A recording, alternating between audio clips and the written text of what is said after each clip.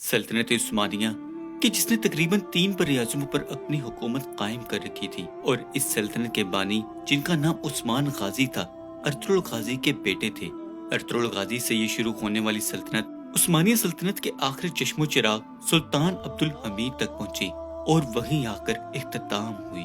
Ertugrul गाजी के जानिसारों में जब भी किसी का नाम लिया जाए तो तुर्गत का नाम सर फहरिस्त आता है। ये वो बहादुर नडर नौजवान था कि जिसने अपनी जानिसारी और जवान मर्दी से अर्तुगरुल गाजी का हर मैदान में साथ दिया, चाहे वो सलीबियों से मुकाबले का हो या फिर मंगोलों से जंग का मुकाम।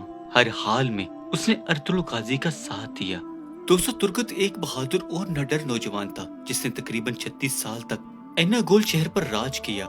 एनागोल तुर्की का एक शहर है, लेकिन तुर्गत को ये राज इतनी आसानी से हासिल नहीं हुआ था। इस बादशाहत को हासिल करने के लिए तुर्गत ने तकरीबन 70 साल जिद्दोजहद की, तब जाकर इसे ये बादशाहत नसीब हुई। ये जिद्दोजहद तुर्गत ने अर्तुगरुल गाजी, सुलेमान शाह, उस्मान गाजी और दीगर अपने साथ देने वालों की मदद से की। तुर्गत सन 1200 में सल्जुकी सुल्तान के दौर में पैदा हुआ। तुर्गत जब छोटी उम्र में था तो इसकी माँ का इंतकाल हो गया और इसकी परवरिश अर्तुगरुल की माँ कायमा खानम ने की, जिनका ताल्लुक एक काई कबीले से था और वो सुलेमान शाह की यानी अर्तुगरुल की माँ थी और सुलेमान शाह की बीवी थी। तुर्गत और अर्तुगरुल गाजी दोनों बचपन के दोस्त थे और बचपन से ही एक साथ पले बड़े थे और बाद में दोनों ने बेशुमार जंगें लड़ी।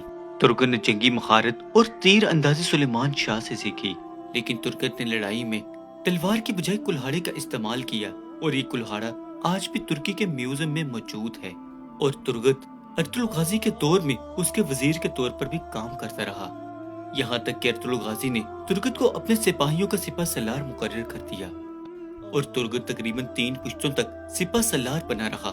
साल 1299 में उस्मान गाजी ने तुर्गत को एनागोल शहर पर जीत हासिल करने के लिए भेजा और तुर्गत ने अपनी मेहनत और जवामर्दी से एनागोल शहर पर अपनी फतह का झंडा लहराया। इसके बाद उस्मान गाजी ने तुर्गत को एनागोल शहर की बादशाहत सौंप दी और तुर्गत तकरीबन अपनी मौत तक एनागोल शहर का बादशाह रहा। तकरीबन साल 1325 में तुर्गत ओहान गाजी की हुक्म पर जंग में तुर्गत शहीद हो गया। जब तुर्गत की शहादत हुई तो इसके हाथ में कुल्हाड़ा मौजूद था।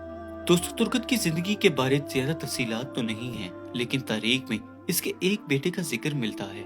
तुर्गत की शादी पहले शाहीना नामी एक खातून से हुई और मंगोलों के हमले के दौरान तुर्गत की बीवी की मौत हो गई थी, जिसके बाद तुर्गत का मकसद सिर्फ अर्तुगरुल का साथ देना होता था। अर्तुगरुल गाजी ने तुर्गत को सलीबियों के किले में जासूसी के लिए भेजा, लेकिन वहाँ पर वो पकड़ा गया और उसे मुख्तलिफ नशेआवर चीजें देकर उन्होंने उसे अपनी तरफ बुलाने की कोशिश की, मगर अर्तुगरुल की पेशकदमी से सलीबी अपने मकसद में नाकाम रहे और वो तुर्गत को बचाने में कामयाब हो गए।